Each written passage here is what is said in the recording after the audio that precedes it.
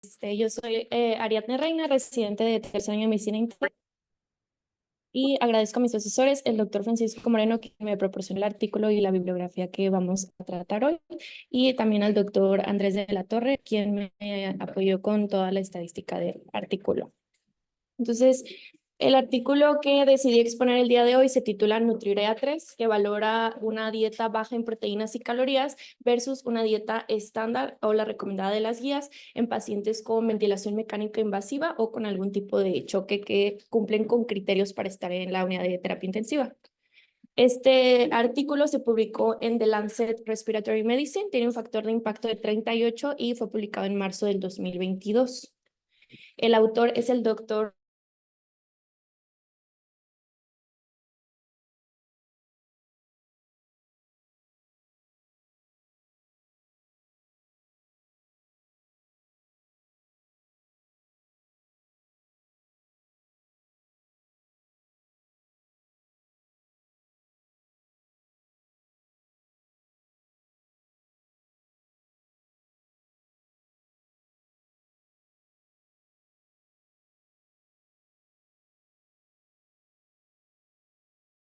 Entonces, el autor es jefe del servicio de medicina intensiva y es actualmente el presidente del Colegio Nacional de Medicina Intensiva en Francia. Cuenta con 284 publicaciones y ha sido citado por sus estudios 15.684 veces. Entonces, a manera de introducción, debemos de considerar la terapia nutricional médica en todos nuestros pacientes que permanezcan en la unidad de cuidados intensivos. Decidí este artículo porque pues muchas veces sabemos que no hay lugar aquí en el hospital y nosotros debemos saber manejarlos y conocer los distintos estudios como las guías que nos proporcionan para llevar a esas metas a estos pacientes. Algunos de ellos sabemos que ya vienen con un antecedente de desnutrición por una pérdida ya sea severa de apetito o una pérdida de peso que lleva a una reducción de la masa corporal magra y además aunado a esto las comorbilidades que tiene el paciente. Entonces es por eso que las guías nos dicen que la intervención nutricional debe de ser igual de cuidadosa que el tratamiento que le estamos dando de base al paciente. ¿Cuáles deben de ser nuestros objetivos en estos pacientes? Minimizar la desnutrición, pero también evitar la sobrealimentación, ¿ok? Entonces, tenemos este concepto importante que es la fase aguda. La duración de la fase aguda de una enfermedad crítica puede variar entre los pacientes.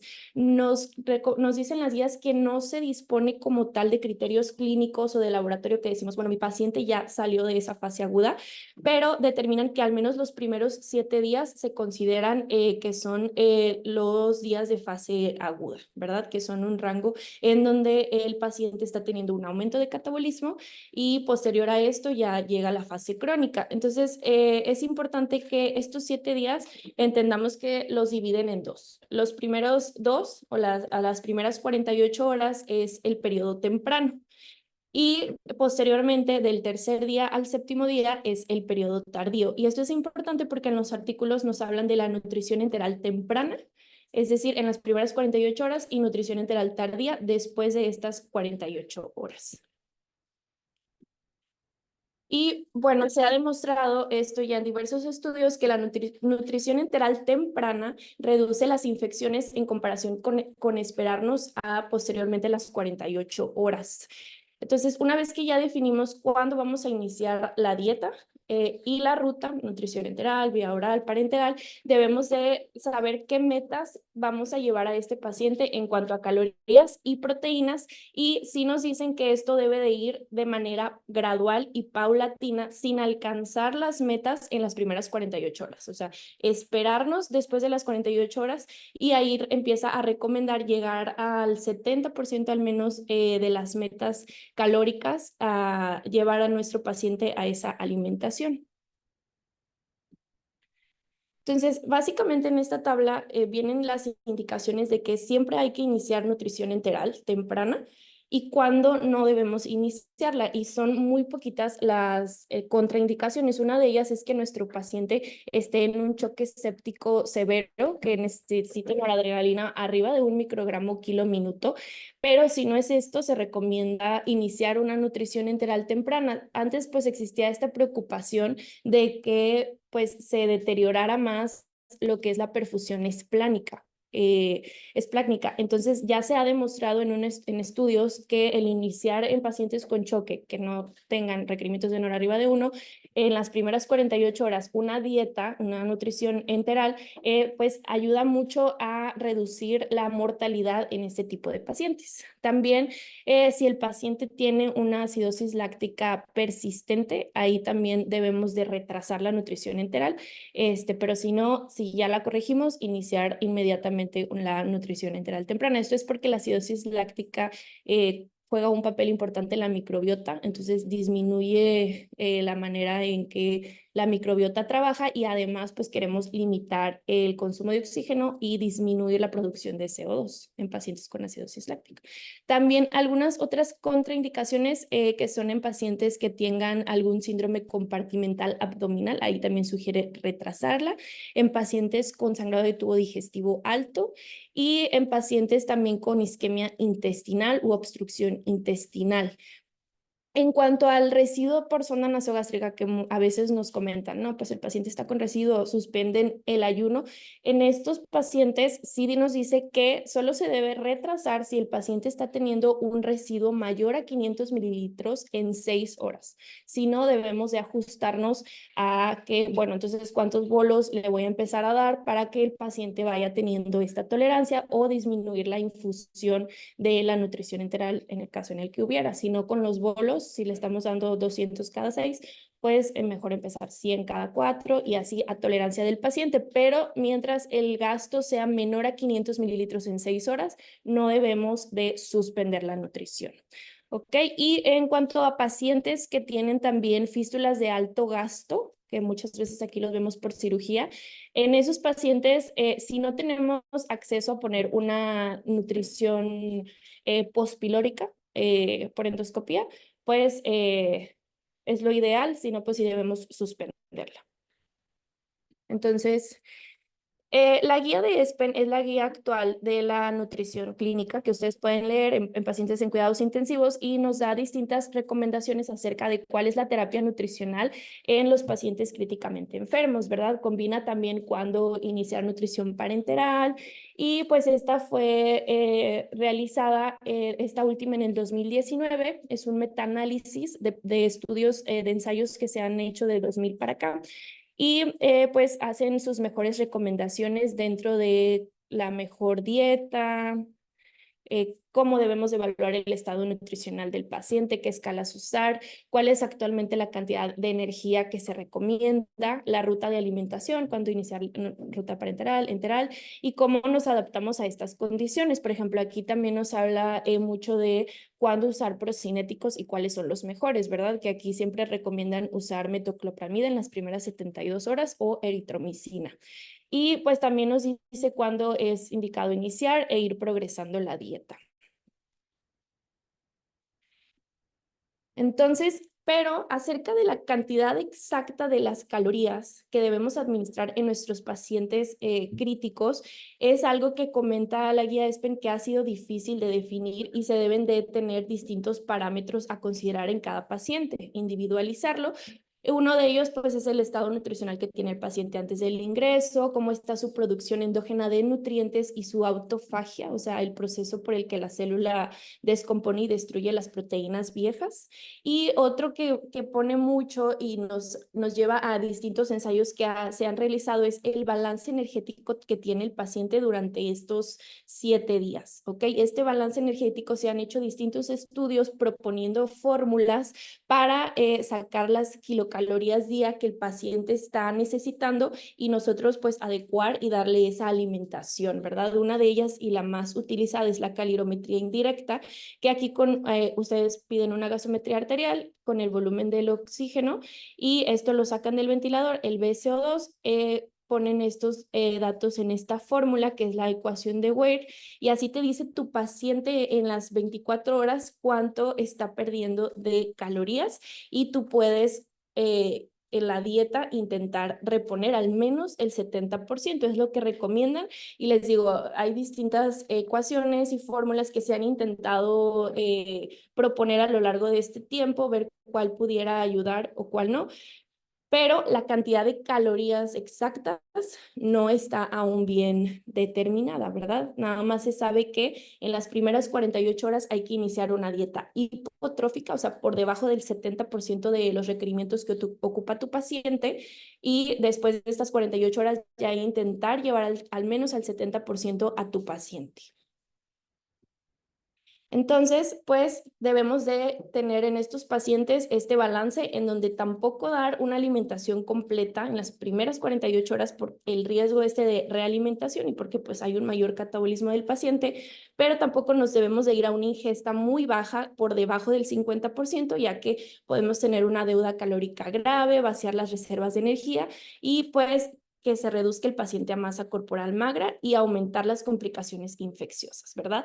Esto es lo que en sí nos mencionan las guías y ahorita vamos a ver qué propone este artículo. Aquí nos dice cómo no irnos por debajo del 50%. O sea, si mi paciente requiere 1000 calorías, pues no darle abajo de 500 calorías. Entonces, las guías internacionales como la guía ESPEN, la guía ASPEN, la guía canadiense o la guía europea de cuidados intensivos, pues recomiendan siempre, a excepción de las contraindicaciones que ya mencioné, iniciar la nutrición dentro de estas primeras 48 horas. Se recomienda siempre de ruta la vía enteral y llegar a estas metas de 20 a 25 kilocalorías kilo día o de proteínas, ya pues bueno, ajustado también así el paciente tiene enfermedad renal o no, pero si no, las metas que sean de 1.2 a 2 gramos kilo día de proteínas, ¿verdad? Estas como que son las metas posterior a estas 48 horas que recomiendan por los diversos estudios que debemos de alcanzar. Pero también pues nos dice que en realidad esta ingesta óptima de calorías y proteínas en todo lo que abarca la fase aguda, porque muchas veces pues aunque llevemos en el día 3, 4, 5, no llegamos a alcanzar estas metas. Entonces queda la duda de, ¿y si no estoy llevando estas metas al paciente, se está haciendo desgaste muscular? Puede aumentar la mortalidad, entonces queda esa duda de cuáles son las kilocalorías en total de esta fase aguda que puedo yo llegar a administrarle a mi paciente sin que tenga una repercusión en su mortalidad o en su estancia intrahospitalaria en UCIA. Y nos dicen las guías, pues que actualmente sigue siendo desconocida como esta recomendación. ¿Qué antecedentes tenemos respecto a propuestas que se han hecho? Bueno, en 2014 se hizo este metaanálisis que sugirió que la ingesta de calorías llegara al 70% al menos de los requerimientos que tiene el paciente después de estas 48 horas. O sea, si el paciente necesita 1000, llegar a 700 del día 3 al día 7, sí va a mejorar la sobrevida a 60 días. O sea, va a disminuir la mortalidad a 60 días. Sin embargo, se ve que la estancia en UCIA y el retiro de la ventilación mecánica invasiva se observó más prolongada en aquellos pacientes que se intentaron, o sea, que llegaron a las metas de 70% que los que llevaron una dieta hipotrófica. Cuando diga hipotrófica, es una dieta por debajo del 70%, ¿verdad? Y la meta normocalórica o isocalórica es entre el 70 y 100%. Y en el 2015 llega este otro metaanálisis que nos dice que no hay diferencia en la mortalidad a 60 días entre llevar a tu paciente a una dieta normocalórica por arriba del 70% versus una dieta hipocalórica. Esto a 60 días. Y al contrario, pues sí confirma lo otro. Desde este estudio del 2014 se disminuye la estancia en UCI en los pacientes con dieta hipocalórica y el retiro de la ventilación mecánica invasiva y agrega esta otra variable, que son las infecciones intrahospitalarias. ¿Por qué? Porque se cree en estudios previos que dar una dieta baja en calorías va a llevar al paciente a que tenga más infecciones intrahospitalarias. Entonces, en este metaanálisis nos dice, no, no hay diferencia significativa ni tu paciente va a tener más infecciones si das una dieta hipotrófica en estos primeros 7 días de tu fase aguda. Entonces, ¿qué es lo que tienen estos estudios que no, que pues este artículo que voy a presentar propone algo distinto? Si vemos, estos dos estudios te dan como dieta hipotrófica el darle a todos tus pacientes 300 calorías al día, pero no te dice cuántas kilocalorías por kilo le estás dando al paciente. O sea, el peso pues puede variar entre los pacientes y aquí solo dicen, vamos a darle 300 calorías y vamos a ver los resultados. En estos otros tres estudios lo maneja también en porcentajes. Bueno, vamos a darle a los pacientes con dieta hipotrófica el 60 al 70%, que viene siendo como 17 kilocalorías kilo día. Y aquí igual, o sea, se mantienen arriba de 12.5 los estudios, ¿verdad? O sea, el darle en estos al menos 12 kilocalorías kilo día, y aquí sí se reduce abajo de estas metas, pero pues no te lo dice por kilo. Y además, estos estudios de metaanálisis, también las proteínas no las toman en cuenta. De hecho, aquí vemos estos dos que hasta les dan una dieta mayor a proteínas que el grupo estándar, ¿ok? Recordemos, cuando digo grupo estándar es pacientes de 25 a 30 o 20 a 25 kilocalorías kilo día y proteínas de 1.2 a 2. Entonces aquí pues como que dejan de lado las proteínas en estos estudios. Y pues también en cuanto a qué proteínas se recomiendan, la guía nos dice que intentar llegar, o sea, posterior a las 48 horas a una meta de 1.3 gramos kilo de proteínas al día. Y aquí nos mencionan los distintos artículos que se han realizado y ensayos más bien que pues también intentan como, bueno, y si le damos proteínas a 1.5 y se ha visto que no mejora la mortalidad, o si le damos aminoácidos o si le damos glutamina, entonces ahí la guía nos va enseñando sobre los distintos estudios que se han realizado. Pero en cuanto a proteínas, los estudios que han llevado menos proteínas, o sea, que han abarcado el dar a sus pacientes proteínas bajas, llegan hasta 0.8 gramos kilo de proteínas, ¿ok? Entonces, ¿qué propone este estudio de baja dieta en calorías y proteínas versus esta dieta estándar?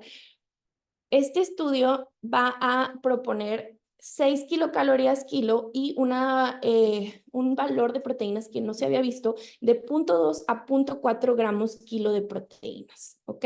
Entonces, la pregunta de investigación es si existe una disminución de la mortalidad y la estancia intrahospitalaria en pacientes que están en la unidad de cuidados intensivos si iniciamos una nutrición enteral con una dieta baja en proteínas y calorías, pero con estas metas, ¿ok? Que era algo que vimos que no se había propuesto. Darle 6 kilocalorías kilo y de proteínas darle a los pacientes 0.2 a 0.4 gramos kilocaloría. Entonces, al momento con esta explicación, no sé si alguien en el Hospital San José quiera participar, ¿qué se imaginan que pues va siendo nuestra pico? Hola Ari, ¿me escuchó? Sí, Hola. sí, sí, te escucho. Ok. Pues en la P sería adultos mayores de 18 años con ventilación mecánica invasiva. La I es la nutrición con restricción de calorías y proteínas. La C, pues es la nutrición con calorías y proteínas habitual con las metas que ya nos dijiste. Y la O sería reducir los días de estancia en unidad de cuidados intensivos y la mortalidad a 90 días.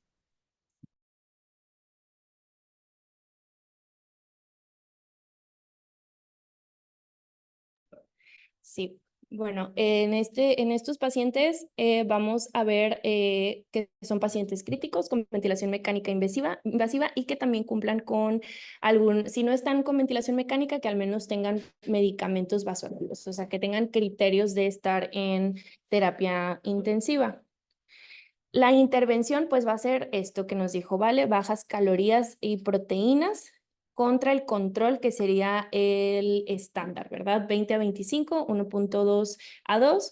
Y el resultado o los outcomes que queremos es si esta intervención va a disminuir la mortalidad a los 90 días y la estancia intrahospitalaria en la unidad de cuidados intensivos. El diseño del estudio fue un diseño controlado, que fue aleatorizado, fue un estudio multicéntrico y fue abierto. Esto pues también le quita un poco de peso que mencionan en la discusión y pues se fue paralelo, ¿verdad?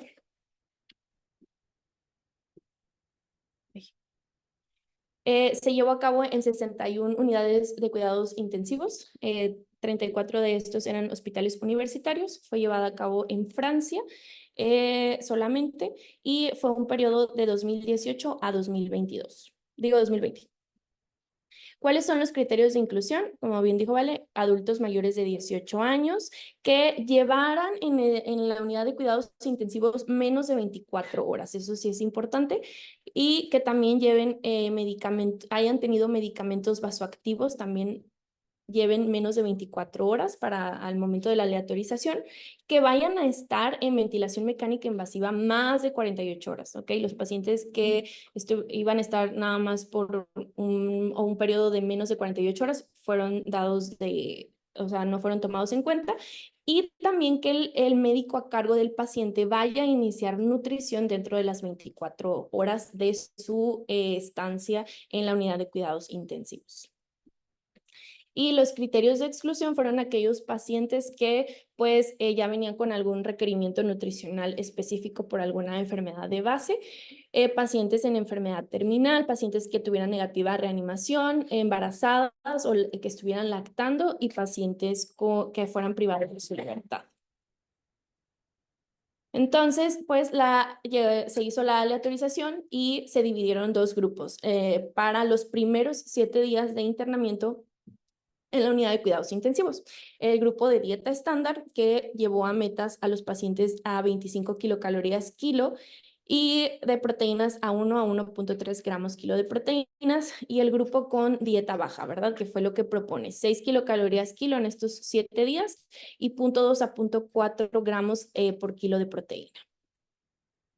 Y ya a partir del día 8 debemos de llevar a estas metas a nuestros pacientes de 30 kilocalorías kilo y de 1.2 a 2 gramos por kilo de proteínas, que fue lo que se hizo ya a partir del día 8 para que no creamos que iba a haber un cambio en la mortalidad después de 8 días de dar una dieta baja. No, a partir del día 8 ya debemos de llevar a estas metas a nuestros pacientes. Y pues la estrategia principal fue iniciar la dieta en las primeras 24 horas de la intubación o de la admisión a la terapia de unidad de cuidados intensivos. Los pacientes que fueron nuevamente intubados dentro de esos 7 días fueron manejados hasta el final de la fase aguda, o sea, fueron vueltos como a contar desde el día 0. La dieta fue en infusión a mililitro hora y eso lo fueron ellos adecuando a disminuirla si empieza con efectos adversos, agregar procinéticos, para que los grupos alcanzaran sus metas calóricas por día y no hubiera alguna interrupción de que en el grupo estándar ya no le pude dar esta meta.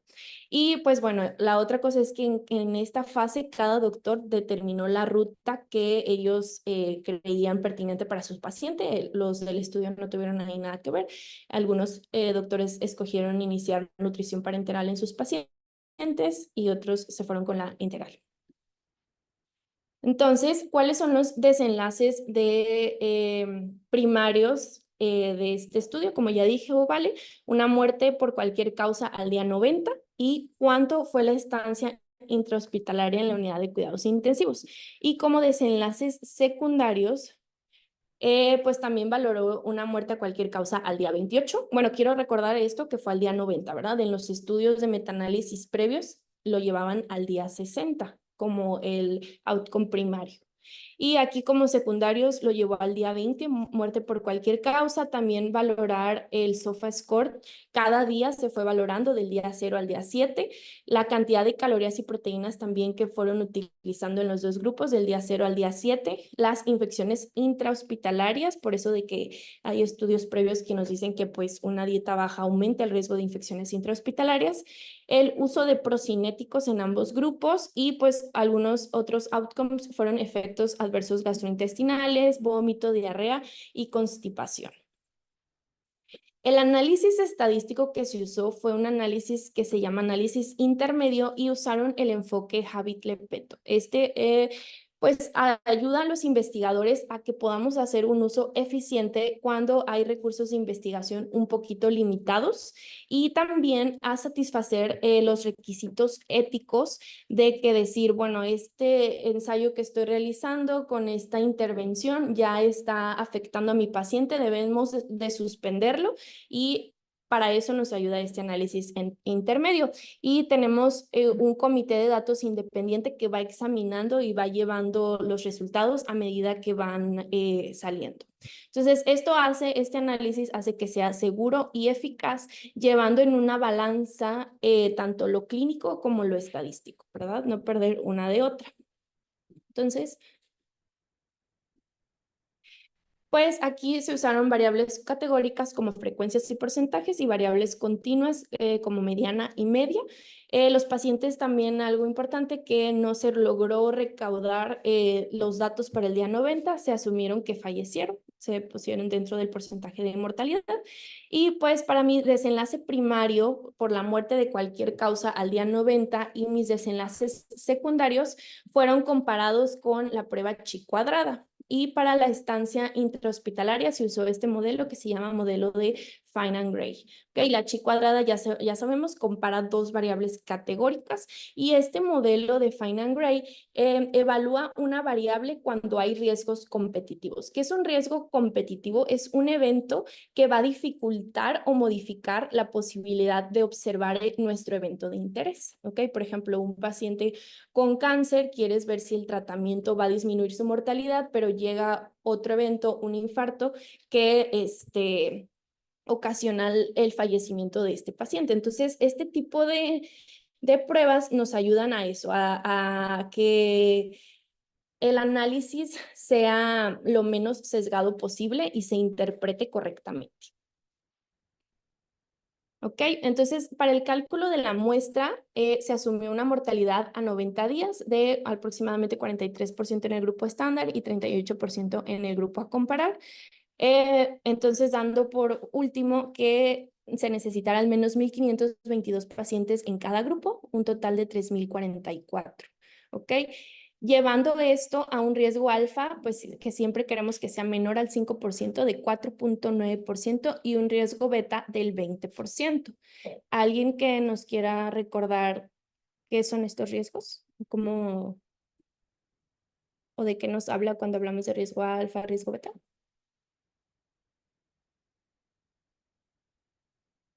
¿No? ¿Alguien en Texsalud?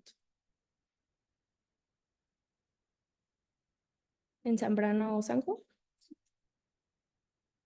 Hola Ari, oye, nos habla del tipo de error, que es error tipo uno y tipo 2 y es la probabilidad de que el resultado, o sea, tu hipótesis diga que es verdad cuando es falso o que la hipótesis diga que es falso cuando es verdad. Sí, muy bien. Entonces, el riesgo alfa nos habla de el error tipo 1, que es más grave que el tipo 2, ¿ok? Nos dice que eso, hay un falso positivo, un paciente que te dice que tiene acidosis, por ejemplo, cuando en realidad no lo tiene, entonces tu fórmula está dándote falsos positivos y sí te va a afectar al momento de dar el tratamiento. Y el riesgo beta es lo contrario. Tú agregas esta prueba y te dice que no es significante cuando sí puede ser significante, pero no te preocupas tanto porque como quiera tú tienes tu estándar para que el paciente no tenga este efecto. Entonces, por eso el riesgo alfa siempre se intenta que sea menor al 5% y nos habla de un buen estudio. ¿Cómo van a lograr esto en sus estudios? Llevando la N, teniendo una N amplia, ¿verdad? Con esto reducimos el riesgo alfa.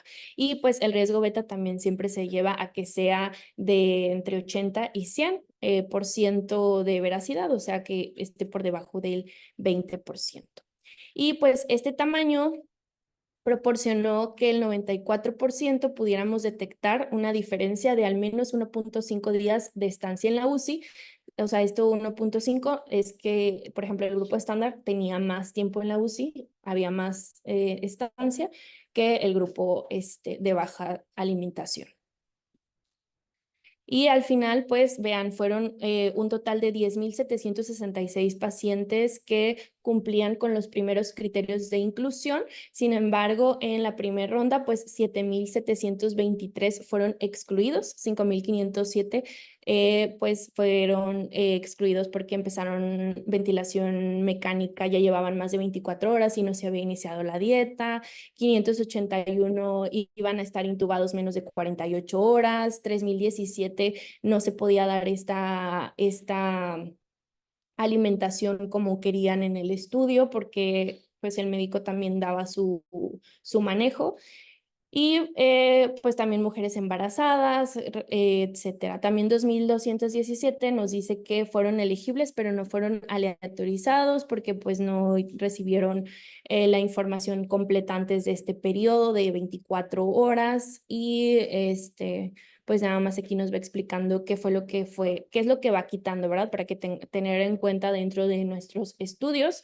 Al final fueron 3044 asignados, 1525 y 1519, pero aquí todavía 4 fueron excluidos por consentimientos que no firmaron, dejándonos 1521 versus 1515. Bueno, y aquí pues vemos 1521 en el grupo de bajas proteínas y en el grupo estándar 1515. Entonces, viendo la población fue muy similar en ambos grupos. La edad promedio, si vemos, fueron de 66 años. Fueron más hombres que mujeres. En el grupo de bajas proteínas, un 66.4% versus un 67.7%. De mujeres hubo un 33.6% versus un 32.3%. Se usó esta escala también, que es McCabe Score, que nos dice qué enfermedad categoriza la enfermedad de nuestros pacientes. Por ejemplo, una categoría 0 es un paciente solo con diabetes y aquí vemos que pues fueron más los pacientes, ¿verdad? Que estuvieron en esta categoría de un 69.5 a un 69.7%. En la categoría 1 son enfermedades que los pacientes pueden llegar a fallecer a 5 años, por ejemplo, cirrosis, insuficiencia cardíaca, y aquí fueron menos de 25.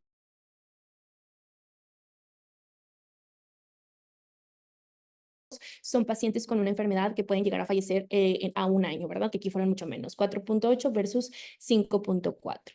Y pues también se pusieron las comorbilidades que ya traía el paciente al momento de su internamiento, que el 70% versus el 70.9% ya tenían alguna enfermedad preexistente, como enfermedad renal crónica, enfermedad hepática, enfermedad cardíaca, falla respiratoria crónica, una enfermedad neurológica, algún cáncer o deficiencia inmune, que tuvieran úlceras esofágicas, gástricas o duodenales y diabetes. Entonces, si vemos los dos grupos, la verdad sí fueron muy similares. No hubo tanta diferencia entre que un grupo se observó con más falla respiratoria que otro, que sí pudiera llegar a ser significativo al momento de realizar el análisis estadístico. También dentro de mi población, pues el peso que fue importante, que fueron 76.5 kilos la media versus 77, y también la malnutrición, si existían con algún tipo de malnutrición moderada severa si el paciente había perdido 5% de peso en los últimos 6 meses, se entraba en este grupo de malnutrición moderada, y si había perdido más del 10%, entraba en este grupo de malnutrición severa.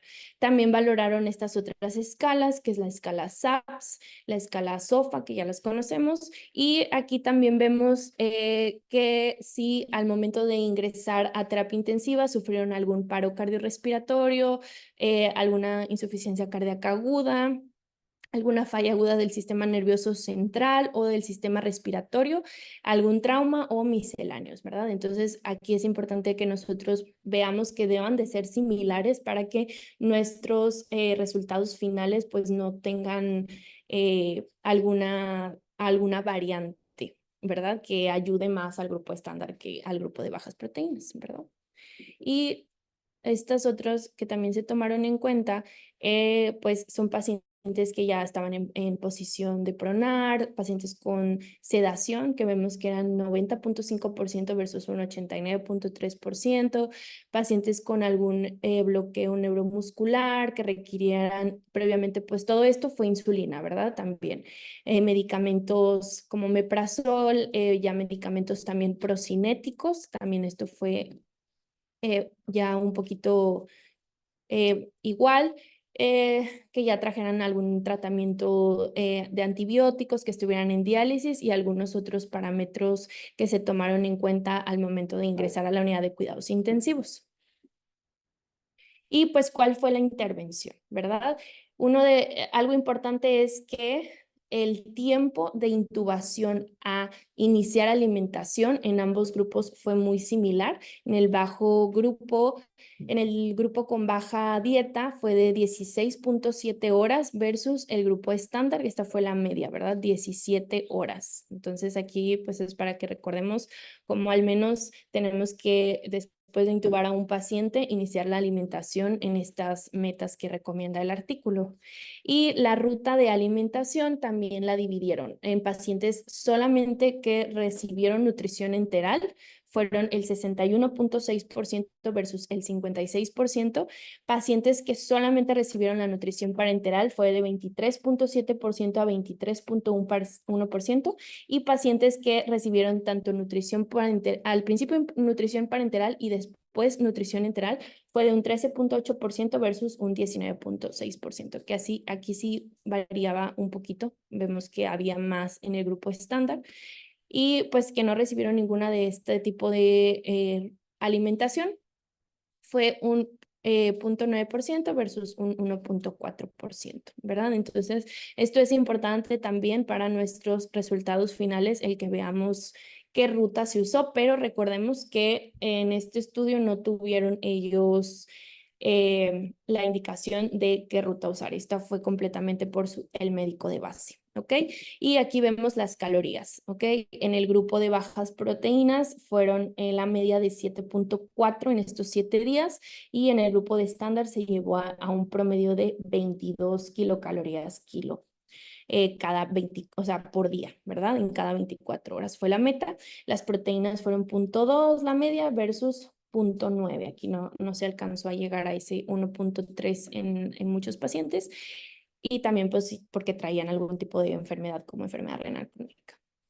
Y en cuanto a los fluidos totales que se les llegó a dar a estos pacientes por día, 11 litros versus 17 litros, ¿verdad? Que fue más en el grupo estándar.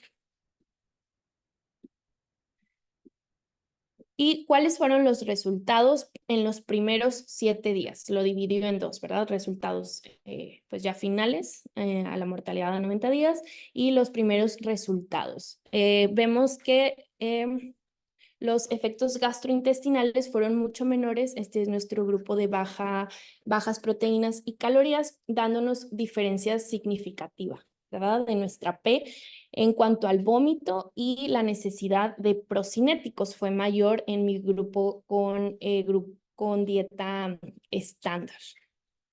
Y la diarrea también fue significativamente mayor en el grupo estándar versus el grupo bajo. Otros resultados que se observaron fueron los niveles de glucosa, ¿okay? Que también fueron significativamente en el grupo estándar versus el grupo de baja alimentación y la necesidad de insulina también fue mayor en el grupo estándar. En cuanto a la hipoglicemia, que podemos llegar a pensar, bueno, le voy a estar dando menos calorías, mi paciente también va a tener más riesgo de hipoglicemia. Aquí no hubo diferencia significativa que haya favorecido al grupo estándar. También otro tipo de diferencias significativas fue el lactato. Se llegó a valores normales de lactato más rápido en el grupo de baja alimentación y en el grupo estándar se tardaron más los niveles de lactato en reducirnos, dando una diferencia significativa. Y también los niveles de transas. Se llegaron a niveles normales más rápido en el grupo de baja dieta que en el grupo estándar. Y también la hipofosfatemia fue mayor en el grupo estándar que en el grupo a controlar. Y también la necesidad de pronar pacientes fue mayor en nuestro grupo estándar que en el grupo a bajas proteínas. Entonces, estos son resultados importantes para saber nuestro manejo en nuestros primeros 7 días y nosotros intentamos darle a nuestros pacientes una dieta llegando a requerimientos de 25 kilocalorías. Y ya nuestros resultados como tal primarios, no hubo una disminución en la mortalidad. ¿Ok? La mortalidad a 90 días vemos cómo no fue significativamente que haya favorecido al grupo estándar. Entonces, pues quedaba ahí de que, pero si le doy menos proteínas, los pacientes van a tener un aumento en la mortalidad a 90 días, pues la realidad es que no. Este estudio nos dice que fue un 41.3% versus un 42.8% en nuestro grupo estándar. Y el tiempo también de alta en la unidad de cuidados intensivos tampoco fue significativamente favorecedor para ningún grupo. Nos dice que fue de 8 días el promedio, la media en el grupo de baja dieta versus 9 días en el grupo estándar. Y pues como resultados secundarios, ¿cuáles sí fueron significativos? El retiro de la ventilación mecánica favoreció al grupo de baja dieta de 5 días el promedio versus 6 días, dándonos una P significativa. Y también los efectos gastrointestinales, como fueron el vómito y la diarrea, pues fueron menor en nuestro grupo estándar. Otra cosa también ahí significativa fue la isquemia intestinal, que a veces es lo que nos da miedo que pasen en estos pacientes que iniciamos dieta. Y también nos dijo que sí fue significativamente menor en nuestros pacientes con baja dieta. Y también fue significativo la disfunción hepática, siendo menor en el grupo de baja dieta. Entonces, pues aquí vemos en esta tablita cómo está el grupo de baja dieta en rojo y el grupo estándar en azul. Y aquí nos dice cómo pues el tiempo que estos pacientes tuvieron y cómo favoreció un poco más al grupo rojo. Entonces, como tal, pues en las discusiones nos habla de todos estos resultados y como conclusiones, pues nos dice que este ensayo aleatorizado multicéntrico que valoró la mortalidad por todas las causas al día 90, no hubo una diferencia entre la ingesta baja y la dieta estándar, tanto de calorías y proteínas, que vimos que hay estudios previos que solo valoraban calorías. Bueno, este integró también las proteínas, todo esto en nuestra fase aguda, los primeros 7 días de nuestra enfermedad crítica, ya sea pacientes que requerían ventilación mecánica invasiva o algún vasopresor. Y pues de hecho la estrategia de alimentación baja menciona que lleva a una duración más corta de la ventilación mecánica invasiva y a menos complicaciones gastrointestinales y hepáticas, dando aquí favorecedor para esto. Entonces, pues nos recomienda una dieta baja porque tiene beneficios importantes y no hay resultados adversos. No nos va a disminuir la mortalidad. Respalda objetivos aquí tan bajos, proponiendo esto de 6 kilocalorías kilo por día, que era algo que no se había visto en otros estudios, llegaban a 17, a 15, a 12, y también estos niveles de proteína de 0.2 a 0.4 gramos por kilo por día de proteínas, ¿ok? Esto recordemos en los primeros 7 días. Ya después de estos 7 días de su paciente ya lo deben de llevar a sus metas de hasta 30 kilocalorías kilo. Entonces, pues espero que les haya gustado mi presentación. Sería todo por mi parte. No sé si hay algún comentario.